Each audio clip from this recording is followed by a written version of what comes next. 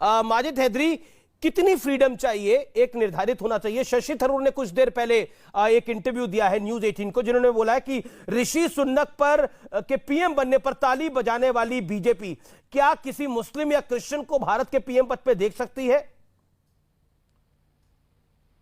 देखिए अमीश भाई, आज क्योंकि माननीय संबित पात्रा जी काफी देर बाद मंच पे आए, तो इन दो पंक्तियों से शुरू करूंगा कि डॉक्टर संबित पात्रा आए इस मंच पे, खुदा की कुदरत है, कभी हम उनको कभी ऋषि सुनक जी के प्रधानमंत्री बनने को देखते हैं। देखिए इतनी सी माइनॉरिटी 1.5% हमारे हिंदू भाई रहते हैं यूके में, और उन्हीं में से एक हमारा आज जो है वो वहां के प्रधानमंत्री बने। लेकिन ऋषि सुनक जी भारत के लिए प्रधानमंत्री नहीं बने, ना भारतीयों के लिए बने और फिरंगियों के लिए बने। लेकिन अब तुलना करना जरूरी बनता है, क्योंकि अभी जब संबित पात्रा जी ने इतने आंकड़े बताए, आपने आंकड़े बताए, तो मैं भी आपको बता दूं, हमारे माननीय प्रधानमंत्री जी की जम्बो कैबिनेट है जिसमें 70 के करीब हमारे मिनिस्टर हैं, लेकिन उनमें एक भी मुसलमान नहीं है।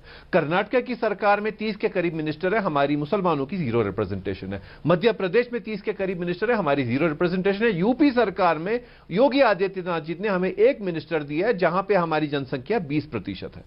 तो आंकड़ों की बात अब मैंने भी रख दी, लेकिन हमें एक बात आज समझ तो एक क्लैरिटी के लिए मैं बात कर लेता हूं। आप माजिद हैदरी, आप अल्पसंख्यकों की बात नहीं कर रहे हैं, आप अल्पसंख्यक में जो सबसे बड़ी मेजॉरिटी है मुसलमान, उसकी बात कर रहे हैं।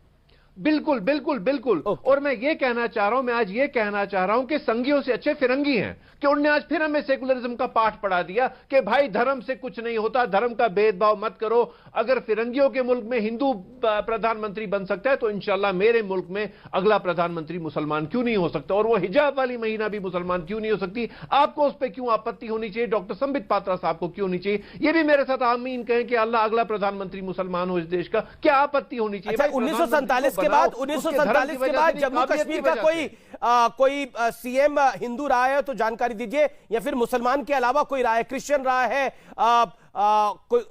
या फिर पारसी रहा है तो जानकारी दीजिए इस देश को। 1947 के बाद जम्मू कश्मीर के अंदर काफी लिबरल है, आप बड़े सेकुलर आदमी हैं। देखें, आप एक मुस्लिम मेजॉरिटी एरिया को आप सारे पूरे बहुत बढ़िया भारत के साथ आप क्या तुलना कर रहे हैं? तुलना का मामला समझ नहीं, आपने बोला मुस्लिम मेजॉरिटी है, वहां पे तुलना ही नहीं हो सकती। 15% है माइनॉरिटी, कैसे होगी तुलना? ओके, अब एक एक करके बोलते हैं। देखिए मेरे डिबेट का एक रूल है, एक एक करके सब बोले, अपनी बात को रखे। संबित पात्रा, जम्मू कश्मीर की बात मत करिए, कश्मीर की तो बात मत करिए, वो मुस्लिम मेजॉरिटी है। आज तो प्रभु के दर्शन हो गए इस मंच पे। देखिए चलिए तथास्तु, मगर अमीश भाई, हिपोक्रेसी एक शब्द होता है अंग्रेजी में, जिसको कई बार डबल स्पीक भी कहते हैं, दोहरा चरित्र, दोहरा मापदंड हिंदी में कहा जाता है। मतलब आज हिपोक्रेसी भी सुइसाइड कर लेगी इनकी बातों को सुन करके। बताइए, आपने इनसे पूछा जम्मू कश्मीर में कोई हिंदू बन सकता है क्या? तो आप करिए ही मत जी जम्मू कश्मीर की बात, वो तो मुस्लिम मेजॉरिटी एरिया है, वहां तो ये सब संभव ही नहीं, वहां तो ये डिबेट ही नहीं हो सकता है।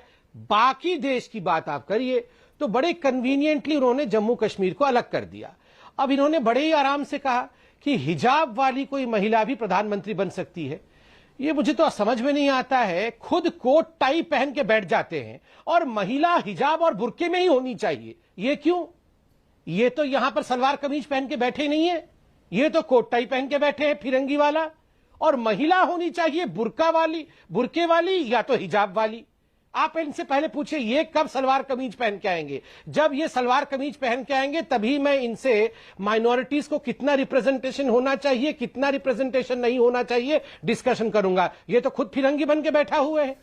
माजिद हैदरी खुद मुसलमान करते रहते हैं और आरएसएस बीजेपी को कम्युनल पार्टी घोषित करने की चेष्टा करते रहते हैं। मुसलमानों का इसलिए कहाँ है भारतीय जनता पार्टी? आरएसएस और बीजेपी के सही प्रवक्ता उन्हें बजाते रहते हैं। मैं ये पूछना चाहती हूँ कि जब देश ने, इन लोगों ने संविधान तो नहीं पढ़ा है, संविधान नहीं पढ़ा इसीलिए जम्मू कश्मीर पर बात करने में कतराते हैं, कश्मीर पर बात करने में कतराते हैं। तो इनसे मैं बहस करने, ये इनका लेवल भी नहीं है कि इनसे संवैधानिक मुद्दों पर बहस की जाए, सेक्युलरिज्म पर बहस की जाए। लेकिन कुछ तथ्य हैं जो मैं जरूर सामने रखना चाहती हूँ। मैं इनसे पूछना चाहती हूँ कि ये जो लोग हैं जो यहाँ बैठ करके दिखाई दे रहे हैं, उनको तो पता है ना पीछे से कौन बोल रहा है। ये क्या मैं आपके समय बोली थी? कलीमुल हाफिज, गरम तवे पर पॉपकॉर्न की तरह मत उतरिए। अभी मैंने बोलना शुरू भी नहीं किया, एक तथ्य नहीं रखा है मैंने अभी। नहीं, उस लेडी का डेजिग्नेशन लोगों को पता लग जाए कि ये कौन महान इन्हीं को बोलने दीजिए ना, हमें इन्हीं को बोलने दीजिए, क्योंकि इन लोगों को इन नेताओं को रैलियों में बुलाया नहीं जाता, मंच मिलता नहीं है, इनको लगता है टेलीविजन पर है तो हम रैली ही संबोधित कर लें। तो आप